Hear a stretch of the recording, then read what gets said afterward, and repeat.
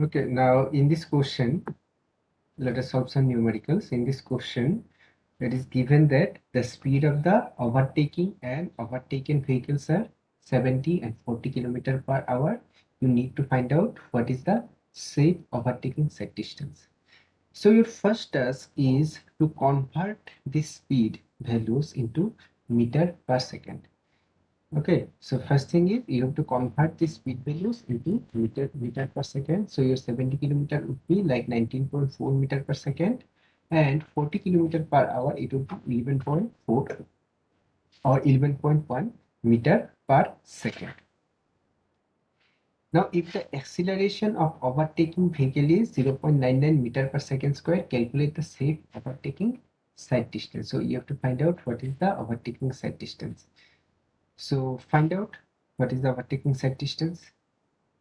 We just discuss the derivation. So according to that derivation, you just have to solve this problem numerical.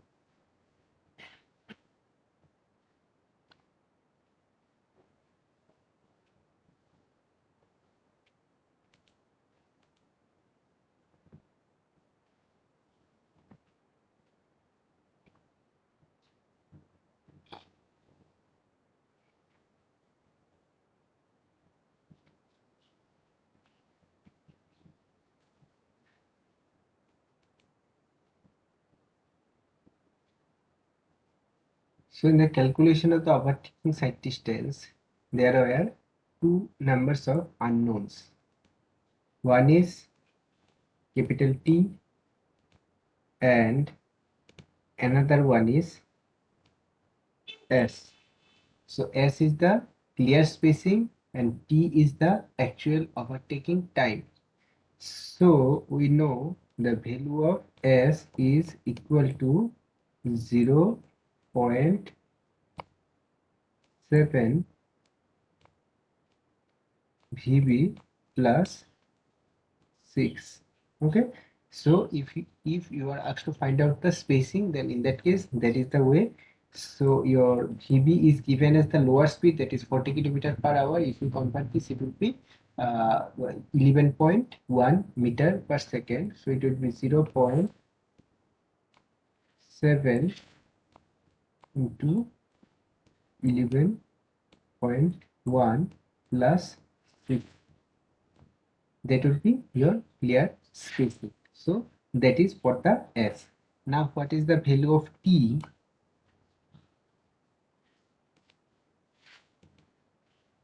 The value of T is nothing but root over 4S divided by A.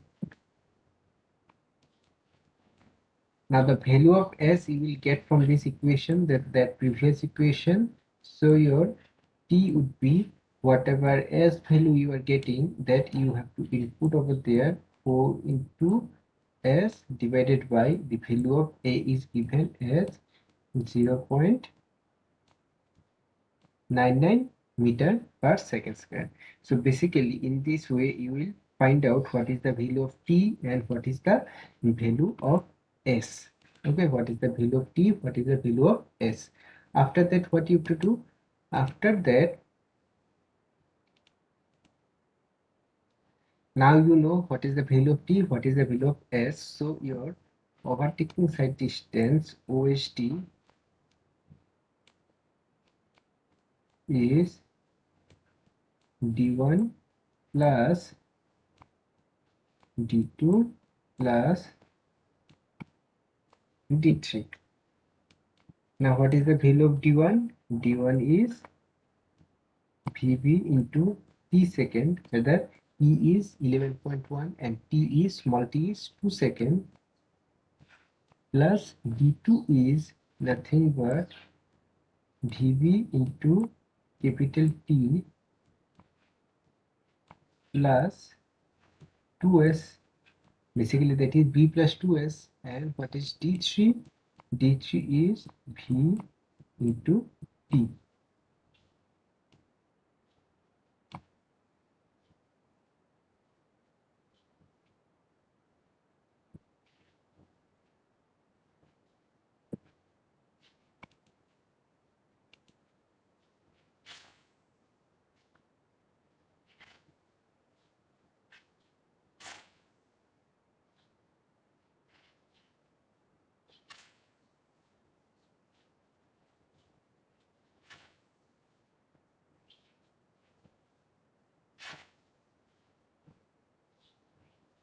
So in this way you have to calculate. So you just calculate the value, what is t.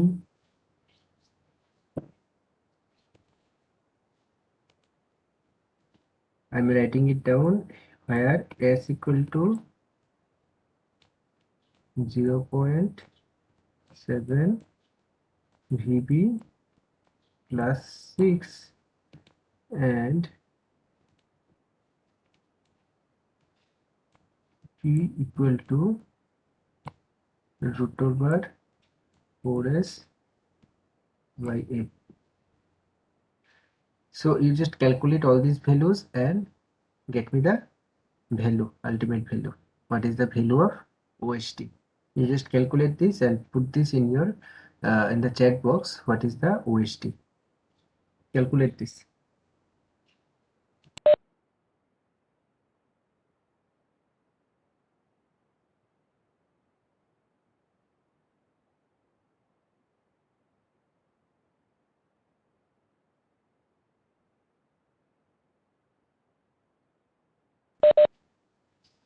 So I am giving you 10 minutes time. So within that time, you just calculate this numerical.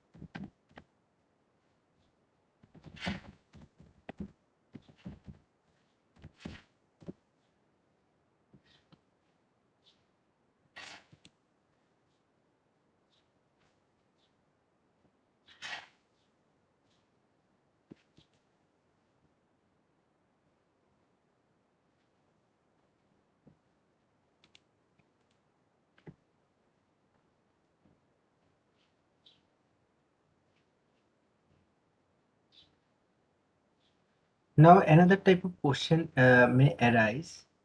Okay. Calculate overtaking side distance for v equal to 96 kilometer per hour. Where that is design speed. Your design speed is given as 96 kilometer per hour. Now you are asked to find out the overtaking side distance, and you need to assume all the other data, okay, which is missing. So in such cases, what you have to do, first you have to find out what is the VB. So here V is given as 96 kilometer per hour, so you can directly convert this into meter per second, and that is your V. but basically you need what is VB. Okay, that is the speed of the slower moving vehicles. So their speed would be estimated by this formula. Your VB would be, if only design speed is given, design speed minus 16. Design speed minus 16 kilometer per hour, that will give you that VB, that is the speed of the overtaken vehicle, if the data is not provided. Okay, in that case, if the data is not provided, you can directly deduct 16 kilometer per hour from the design speed, which would be in kilometer per hour, and you will get what is the VB in kilometer per hour. Then you have to convert this into meter per second, and as well as you have to calculate this. Here it is not correct. T is, whatever value T is given, that is not correct. T would be 2 second.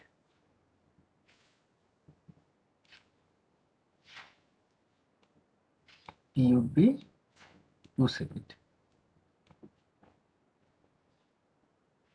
So you just try to calculate this.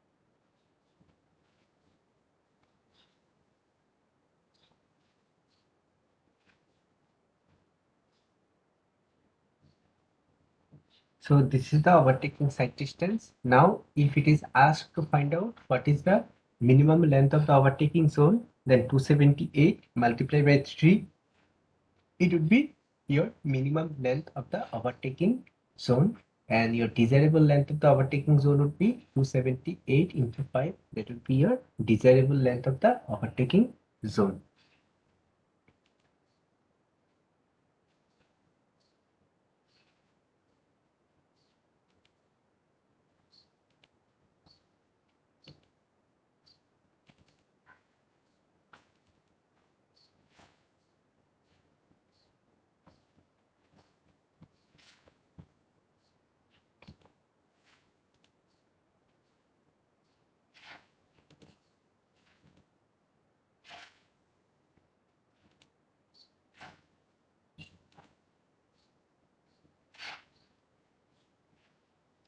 Okay, let us start another chapter. So in this chapter, basically we will get to know about the basic of the horizontal alignment. So in the horizontal alignment, we will discuss about the design speed, your horizontal curve, what are the different types of horizontal curve, super elevation, type and length of the transition curves, widenings of the pavement, that is extra widening, and setback distance. So these are the things which we will get to know in this horizontal design of the horizontal alignment chapter. So the first thing is design speed. So you know what is design speed? Design speed is the speed based on which all the geometric features are designed. Okay, that is your side distance and whatever you have just read. All these geometric features are designed based on the design speed of the vehicle. Now we have discussed that whenever no data is available for the design speed, in that case you have to go for the traffic survey, traffic speed survey, and from the speed survey you have to find out what is the 98 percentile speed of the different vehicles. So from that 98 percentile speed, that will represent your design speed. Okay. Now the thing is, if you have that IRC guidelines, in that case, there are some recommendation by the IRC guidelines to designate that design speed for different types of terrain. Okay, for different types of terrain. Now, if we go for the terrain, what are the different types of terrain? So the terrain is plain, rolling, mountainous, and steep. So what is plain terrain? Plain terrain is a area which is relatively flat. Okay, the area which is relatively flat. So how to find out that cross slope, whether the terrain is plain or not? If the cross slope of the country is 0 to 10%. So how to find out that cross slope? Suppose, or what does this indicate, cross slope? Suppose this is a map of a particular area. Okay, this is the top view. Now, if you suppose there are some elevations are there or some rivers are there, something like that. Now, if you cross section with this particular area and if you look for this, in that case, it may be like that.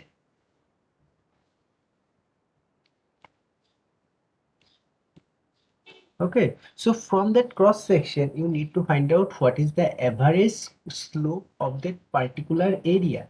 So basically, that is the cross slope of the country. Okay, so if that cross slope of the country is within 0 to 10%, in that case, this type of area is designated as plain area. Now, if that cross slope of the country is more than 10% and less than 25%, in that case, that is called your rolling terrain. Okay, in that case, that is called rolling terrain. Now, if the cross slope is more than 25% and less than 60%, in that case, that is called mountainous terrain. And if it is greater than 60%, in that case, that is called steep terrain.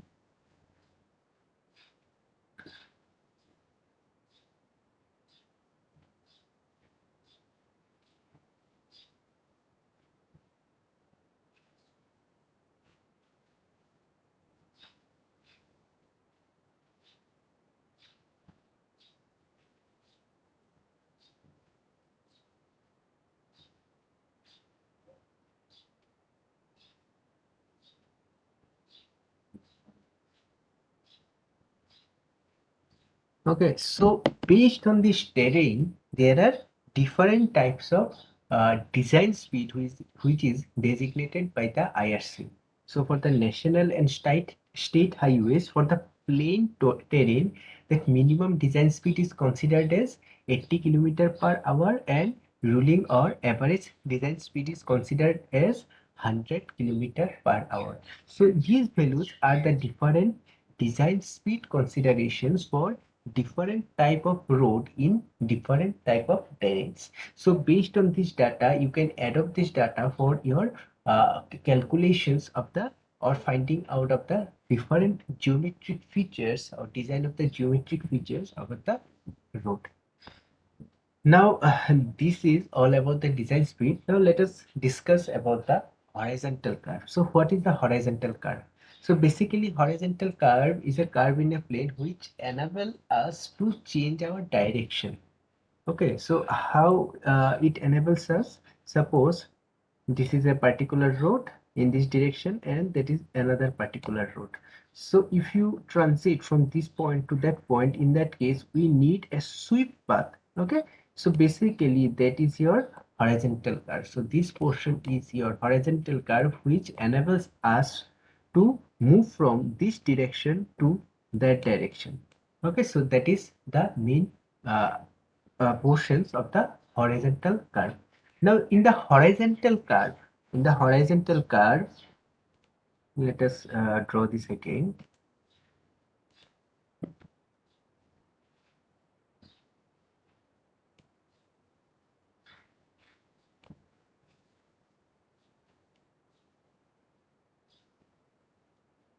That would be like your horizontal curve.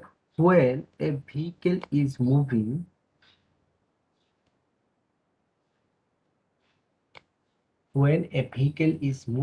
in that case,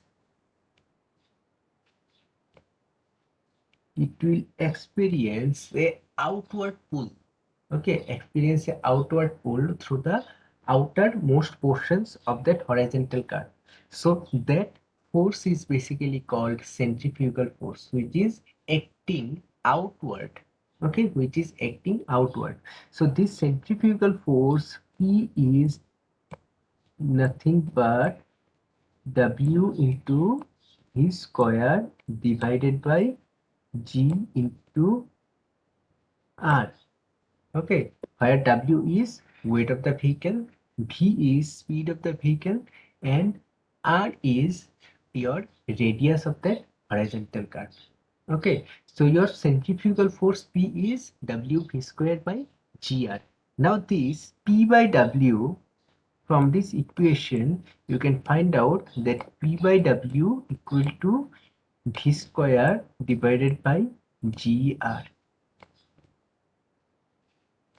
Okay, now this P by W, this P by W is called centrifugal ratio or impact. This is called centrifugal ratio or impact. Now, whenever a vehicle is moving in the horizontal curve, in that case, two type of action or two type of situation that vehicle may experience.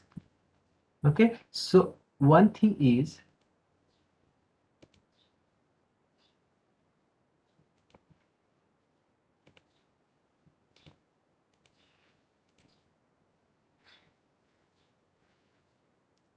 so first is overturning effect, that the vehicle tends to overturn uh, based on the outer wheel. Okay, based on the outer wheel, there is the overturning effect, and another effect is transverse skidding effect. So transverse skidding effect means the vehicle tends to transversely skid from inner portion to outer portion. So if that is your horizontal curve, okay, transverse skidding means when the vehicle is over there and when it is try to overtake the try to nullify that horizontal curve. In that case, there is a tendency that the tire will skid and the vehicle will move in this direction due to the action of centrifugal force. And another question is, suppose that vehicle is moving over there and that is the cross section, then there is a tendency to overturn the vehicle. Okay, so that vehicle will fall down. Okay, that is your overturning effect. Now if that is your vehicle, now the weight of the vehicle would be acting downwards, so that is through CG, that would be W, and P would be in the outward direction, and the direction of the P, that is your centrifugal force in the outward direction.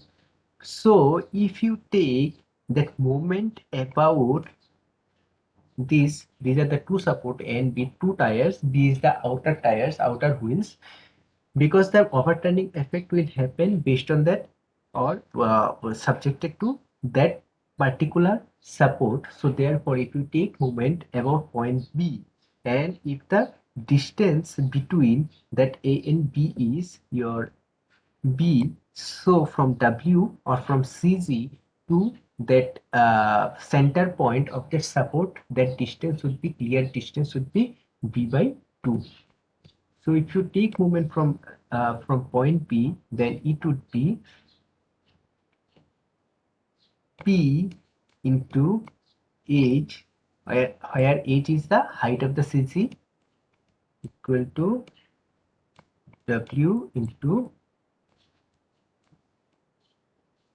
B by 2, or in other words, P by W equal to B by 2h. Okay, so it indicates that when your centrifugal ratio P by W would be equivalent or more than B by 2h, B by 2h, in that case there is a tendency of the vehicles to overturn. Now another thing you can notice, that here that B and 2h, B and 2h, the two distances will depending upon the dimension of the vehicle. That will depend upon dimension of the vehicle. Now the condition is when P by W is greater than or equal to B by 2h. Okay, so in that case you have to maintain, you have to always make the vehicle dimension in such a way so that B by 2h is always higher than the P by W. So how you can do this? You can do this by reducing the value of h. You can do this by reducing the value of h, that is height of the CG.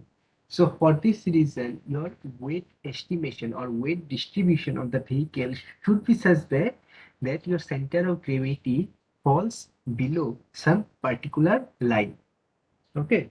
So for this reason, some vehicles have some tendency to overturn. When some accident happens, that vehicles simply overturn, and for some cases, that overturning rarely happens. So basically, that all are the things of center of gravity. That is the position of center of gravity.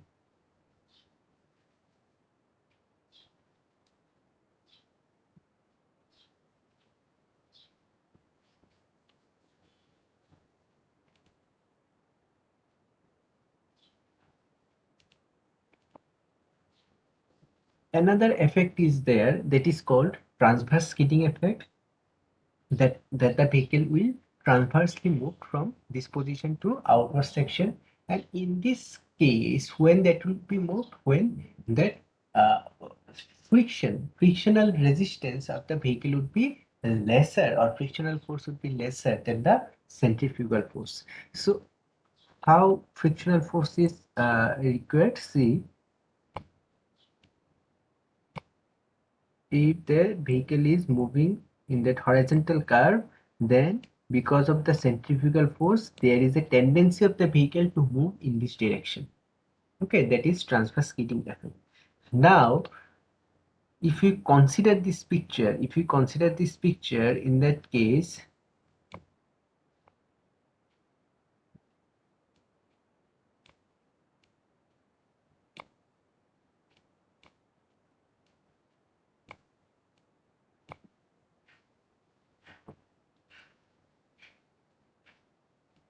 okay, if P is acting over there, in that case, what are the portion which act or which resist that movement? That is the frictional force between the tire, or between the wheel and the road surface. That is the frictional force. Okay, now what is frictional force? Frictional force is equal to your coefficient of the friction into weight of the vehicle. Now here weight of the vehicle is Cg, is acting towards Cg is your W. Now here weight distribution or pressure distribution within these two tires would not be same, because of the centrifugal force. This outer wheel would be, the pressure of the outer wheel should be higher than the pressure of the inner wheels. Okay, so in that case, that your, suppose you consider that reaction force at point B is RB and reaction force at point A is RA, then your W would be RA plus RB. So if you for the equilibrium condition, you can write that your P is RA plus F into RA plus F into RB, or P equal to F into RA plus RB, that is P equal to F into W. So your P by W is nothing but F. So if your centrifugal ratio is equal to coefficient of that friction, in that case there is a chances of transverse skidding of the vehicles. Now, how to nullify this transverse skidding effect and overturning effect? So suppose this is the outward portions of the vehicle. In that case, transverse skidding would be happen in this way, and overturning effect would be also happen in this way. Now you can do one thing, that is, you can raise the outer portions of that road with respect to inner portion. Okay, so in this way there would be there would be coefficient of friction acting opposite to that centrifugal force, and again there would be some uh, uh,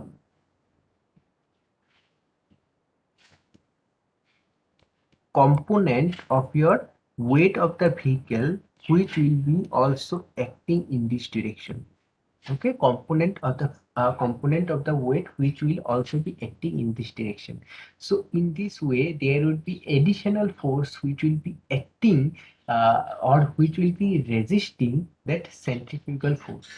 Okay, and this particular phenomenon of rising the outward portion above the inner portion is called your super elevation. So that super elevation we'll discuss in our next class.